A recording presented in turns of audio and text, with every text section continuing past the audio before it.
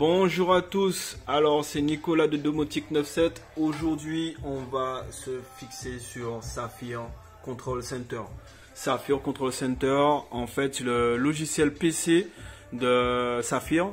Donc il inclut la vue en direct des caméras. Par exemple je vais aller dessus, par exemple là c'est nos caméras. Donc là on a nos stocks, on a nos bureaux, on a le parking, on a la surface de vente. Donc voilà, on a le tout. Si je veux regarder ce qui a été enregistré, je vais là. Si je veux extraire des données d'affluence, de comptage, etc. de personnes, je peux aussi le faire. Ce qui va nous intéresser, nous, c'est le contrôle d'accès. Donc bon, là, c'est l'outil de l'administrateur. Il va créer quelqu'un, il va ajouter un nouveau dispositif, voir l'état des portes et aussi faire la gestion de la présence. Et c'est exactement ça qui va nous intéresser. Après le reste, on verra après. Je vais vous montrer ça dans une autre vidéo. Pour les événements, en fait, on a des pop-up, etc. Donc, gestion de présence. Alors, ce qui est bien avec ça, donc bon, je vais essayer de zoomer, j'espère qu'il va focus. Voilà. Alors, vue d'ensemble, journalier, mensuel, vue d'ensemble.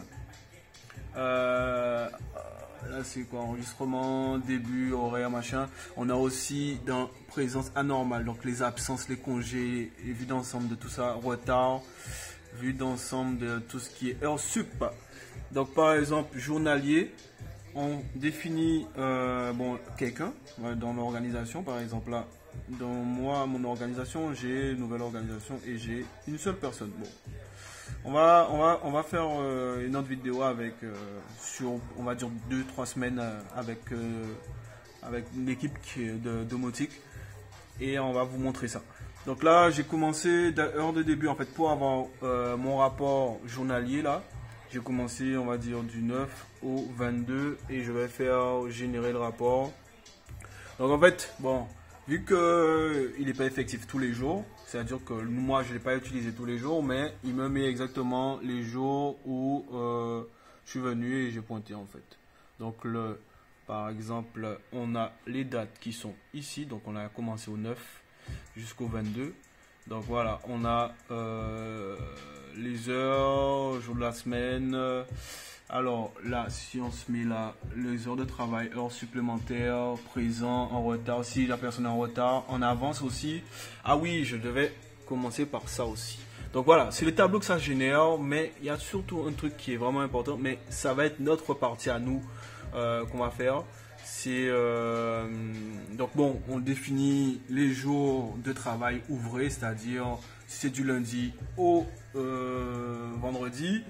Et après, bon, ça c'est notre config, je vais vous montrer plus celle-ci, on définit aussi les heures supplémentaires par catégorie. Donc vous allez avoir une tranche de 0 à 2 qui est première catégorie, de 2 à 4 heures de supplémentaire, c'est une autre catégorie. Et en fonction aussi du jour, c'est-à-dire si c'est le week-end, est-ce que c'est compté comme normal ou si c'est compté comme catégorie 1, catégorie 2, catégorie 3. Alors ensuite, ouais, on peut faire des congés, type d'absence, on fait donc type d'absence, congé paternité, parental, maladie, etc., etc. Alors, il y a un truc que je vais vous montrer. Voilà, c'est ça que je veux vous montrer. Donc là, on définit, par exemple, j'ai mis en flexible, c'est pour avoir une flexibilité au niveau des horaires, comme ça on fait pas, parce qu'on peut aussi calibrer en 3-8, on peut faire pas mal de choses. Là par exemple, je vais mettre en général, et vous allez voir toutes les options qui s'offrent à nous. Donc ça veut dire calculer, là par exemple, si je mets cette option là, je calcule chaque entrée, en fait chaque fois que la personne va passer son doigt, ça va faire une entrée, ou un départ. C'est-à-dire que enfin, chaque fois qu'il va entrer, chaque fois qu'il va sortir, passer son doigt ou son badge, ça va être compté comme une entrée, une sortie. Et là où ça va être intéressant, parce que là, par exemple, dans les rapports là, je vais vous montrer mon journalier, par exemple. Je vais mettre aujourd'hui seulement. Alors, tac, d'aujourd'hui à aujourd'hui, je fais rapport. Et en fait, vous allez voir, il est là. Voilà. En fait, il vous donne exactement tous les enregistrements quand la personne a passé son doigt ou son badge. Donc en fait, vous avez tous les allées et venues de la personne. Alors, j'ai perdu ma souris. Alors, voilà, elle est là. Et donc, je disais, si on retourne sur notre emploi du temps. Donc là, si je me mets en général, comme je disais, on a donc pour chaque arrivée, chaque entrée, chaque sortie. Donc les heures de présence. On dit ici, on peut mettre en fait que les heures de travail, c'est de 9 h à 18 h.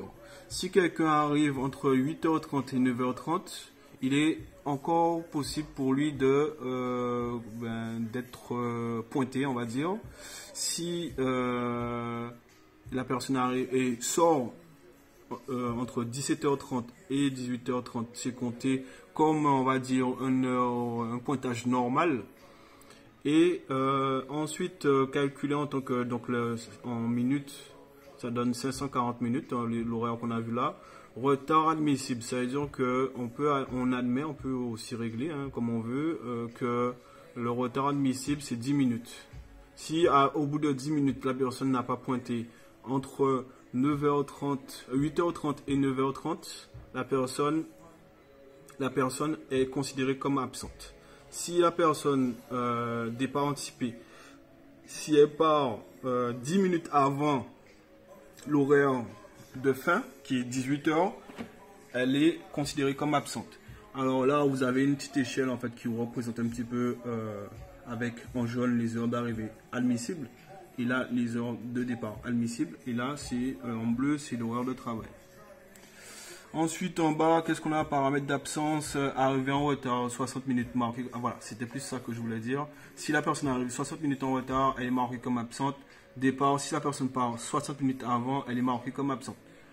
Aucune arrivée, si la personne n'arrive pas, elle est marquée comme absente. Si elle ne part pas, bon, c'est considéré comme absent. Après, on peut aussi régler d'autres choses.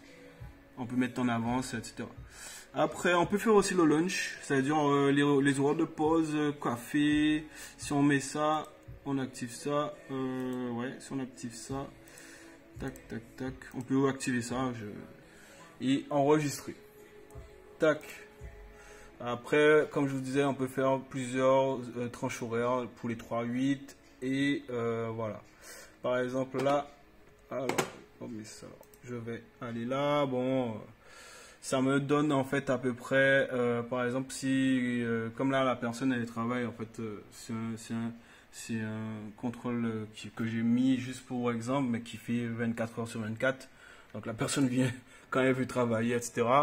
Et quand tu fais gestion de la présence, tu as un calendrier avec les jours que la personne est venue, machin, tout ça, et tu peux cliquer pour savoir. Et la base, c'est les rapports. Donc voilà, tu peux avoir un rapport mensuel aussi, les absences.